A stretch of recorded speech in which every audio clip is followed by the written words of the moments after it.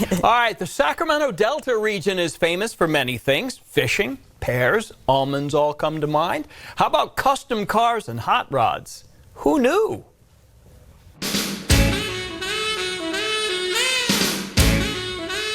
If you've ever traveled the Delta roads from Freeport to Antioch along the Sacramento River, you may think you've been transported back to the 1940s. The Delta region was home to some of the best custom cars and hot rods in the country. John Callahan grew up during the car craze as it came to life in river hamlets like Isleton and Cortland. He knew the people.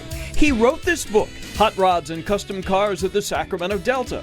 He chronicled this fading moment in time so we won't forget it. Wanted to make it a story about people and their love of cars and hot rods. We sat in this 1951 Roadster on a warm, late morning in the same car in the same spot as the cover of the book, in front of what was then Fran A. Walt Ford sometime in the early 50s. The garage, much the same as it once was. I like that. So why were there so many of these hot rods and custom cars built in towns like Walnut Grove and Rio Vista? Well, there was plenty of room on farms and everybody knew how to work on motors already.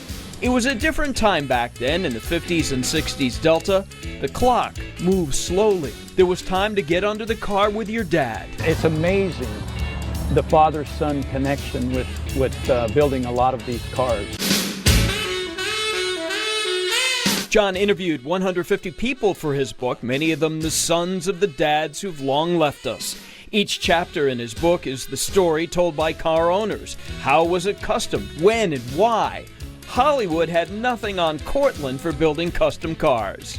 What would you want people to most know about this? Who we were. Yeah. They didn't know that we had these cars in the Delta.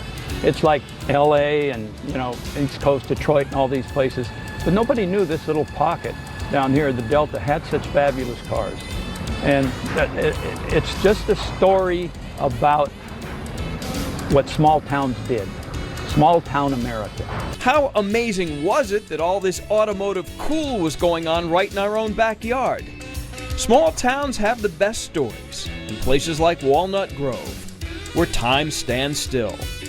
I like that.